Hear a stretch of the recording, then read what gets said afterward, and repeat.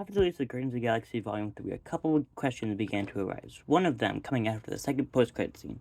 Now this video will contain spoilers, so if you haven't seen the movie, you should. And once you do, I have a review about it, so watch that too. So, spoiler warning. The second post-credit scene was nothing special, just Star-Lord eating cereal and talking with his grandfather. But the text that came afterward that drew my attention. After the post-credit scene finished, a white screen appeared with the text, "The legendary Star-Lord will return." Looked something like this. Now, I'm sure that not a lot of people were super excited or intrigued by this, but I was. I was probably the only one in the entire theater that was. The first thought I had was, in what? What will he return in? It didn't say the Guardians will return, just Star-Lord. Now, most people first thought would be King Dynasty or Secret Wars, but I think he could appear sooner. Looking at the upcoming slate of Marvel movies that have been confirmed, we can go down the list and see which ones make the most sense to put him in. And I'll start with the movies I think he won't show up in.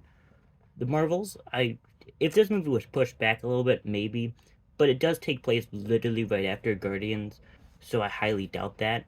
But does take place somewhat on Earth, and the villain does look to be placing Ronan, so maybe. I don't see him appearing in the Thunderbolts or Daredevil, Echo, Fantastic Four, Ironheart, Blade, Agatha Covenant of Chaos, and Secret Wars. But, similarly to the Marvels, it's just too soon. Now that I've said the movies I don't think he will show up in, I will talk about the movies I think he will show up in, or probably will.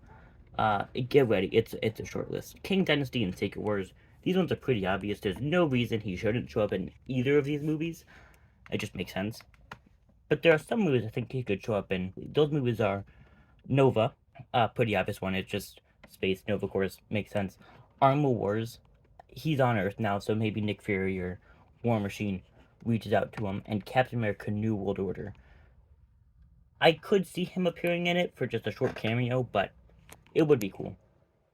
Except for Nova, these are very different projects than what he's been in. But now that Star-Lord's on Earth, I can see a world where, like Nick Fury, War Machine, or Captain America could ask for help. But Nova is the most likely to happen. But you might be thinking he could have his own movie.